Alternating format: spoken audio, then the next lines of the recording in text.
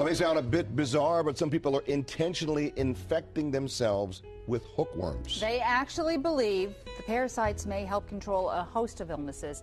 And one patient tells us it seems to be working. 11 News' Donna Hamilton has tonight's special medical alert. It's an internet protocol thing. 27-year-old Rob Dermody develops computer software programs, but for the last 10 years, he's also been trying to cope with an illness that seemed to come out of nowhere. I rushed to the hospital, and they thought it was cancer at first for a little while, and then they found out it was Crohn's. Crohn's disease is an extremely painful inflammatory bowel disorder. I ended up bleeding internally, and I didn't know what was up. Along with intestinal bleeding, fatigue, and pain, Rob had to have 9 inches of his small intestine removed. He was taking about 40 pills a day. His doctor at that time offered him little hope. He said they don't know what causes it, there's no cure, and good luck.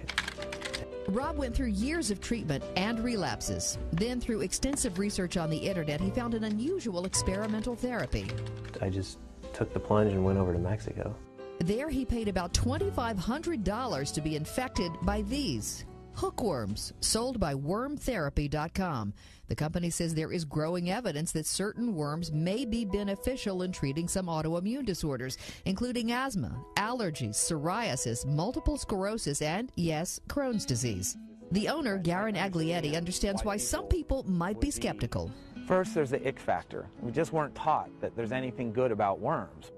Aglietti, an American, is not a doctor. He calls himself a gastrointestinal ecologist, and he says hookworms secrete an enzyme that seems to turn down inflammation in the body and help regulate the immune system. Aglietti believes a hypothesis that's widely held among scientists. The theory is that our immune systems were designed to function along with certain parasites. But as the world became more industrialized, more sanitary, hookworms became rarer and immune disorders more common.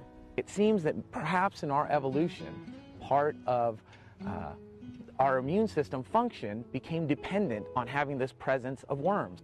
But hard, large-scale evidence supporting hookworm therapy is lacking, and it's illegal in the U.S. Aglietti demonstrated how the microscopic hookworm larva would be placed on a bandage with a sterilizing agent. Like that. And Dermody says it felt very strange. So about 5 minutes later, I start to feel this horrible itch. It's like I just wanted to itch my skin away. Here's how it works. The hookworms migrate through the skin and travel the bloodstream to the heart and lungs, making their way up the respiratory tract to the back of the throat where they're swallowed, and into the digestive tract they go, ending up in the small intestines.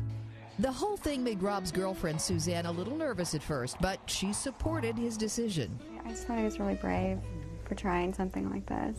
And Rob discussed it with his current doctor.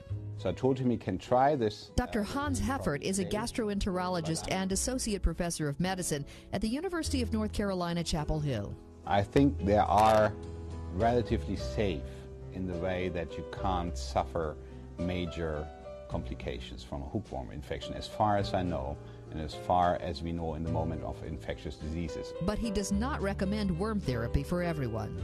I just strongly discourage other patients just to start it right now, because they see this one successful case, and we don't even know if it's successful yet. And a large-scale clinical study could take years. Dr. Mark Lazarev, a gastroenterologist at Johns Hopkins Hospital, agrees. I would strongly advise against it, both because we do not have the safety data on this kind of therapy, nor is it at all clear that this therapy will work. Right now, Rob says he's feeling a lot better, and several months after the infection, he had a revelation. I was going through my day, and I was like, I'm not feeling crappy now. And if I do feel crappy, it's for a few hours now instead of the entire day. Rob says he's used to trying things that work for a while and then kind of peter out. But this, he says, seems to be keeping his Crohn's disease at bay. And he's very encouraged. Donna Hamilton, WBAL TV 11 News. Rob Dermody's doctor says if Rob hasn't had any serious relapses in 1 to 2 years, he may be able to say the worms worked, but it's not enough to assume the therapy will work for everyone. Large-scale clinical trials are needed.